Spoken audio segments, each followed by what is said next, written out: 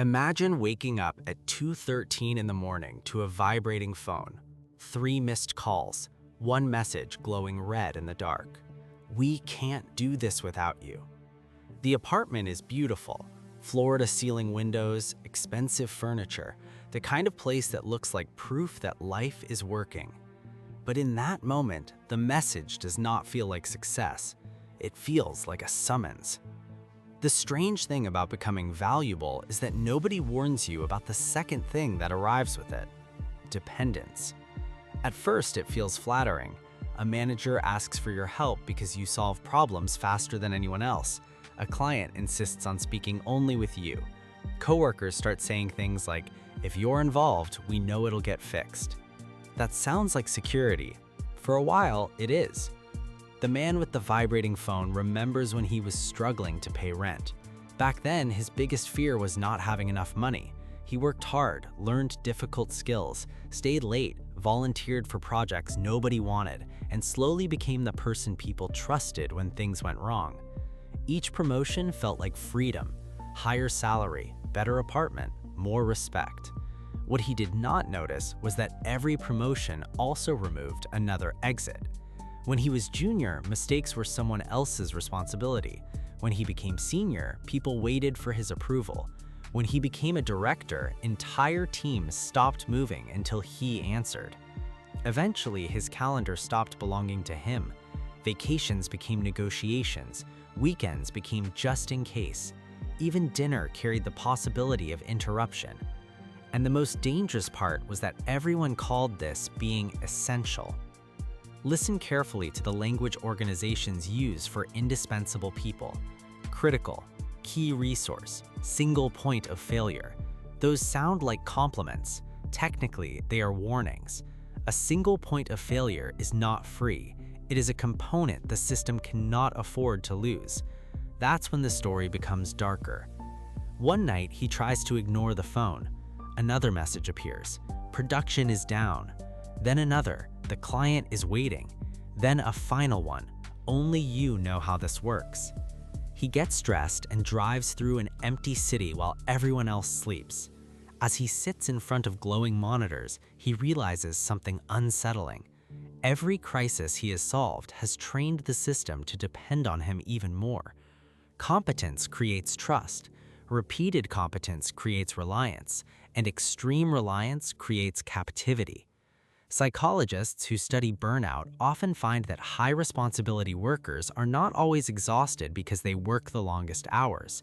Many are exhausted because they feel they can never truly stop working. Their nervous system remains partially on duty even when they're technically off the clock. The phone becomes an extension of the workplace. Silence becomes suspicious.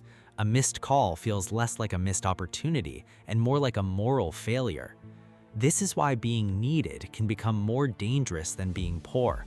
Poverty limits what you can buy. Indispensability can limit when you are allowed to rest. The poor person may lie awake worrying about bills. The indispensable person may lie awake waiting for the next emergency. One lacks resources. The other lacks permission to disconnect. Modern technology has made this trap almost invisible. A century ago, leaving the office meant becoming physically unreachable.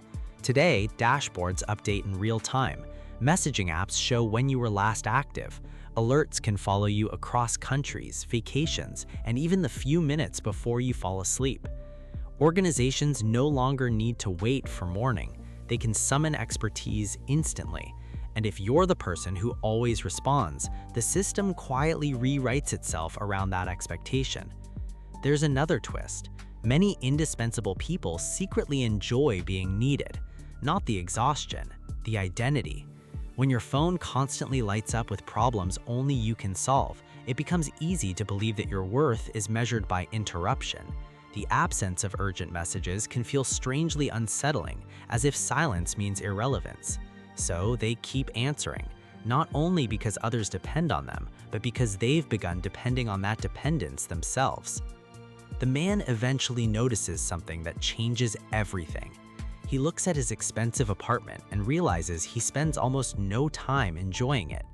The salary bought comfort, but the responsibility bought permanent access to his attention.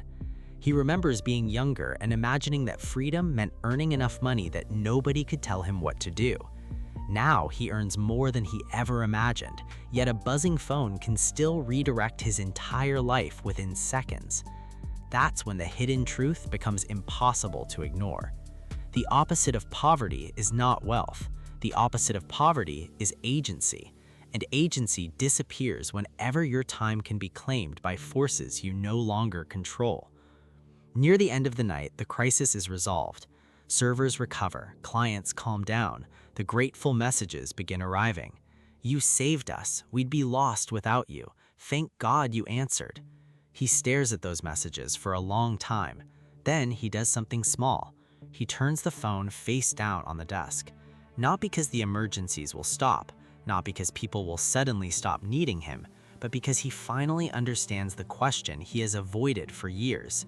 If nobody called tomorrow, who would he be? The room is silent again. Outside, the city continues sleeping. Then the phone vibrates once more. This time, he doesn't reach for it immediately, and in that brief hesitation, he feels something stranger than anxiety. He feels the outline of a cage he spent years building himself. A cage made not of iron, but of competence, reliability, and the dangerous pleasure of being the person everyone can't live without.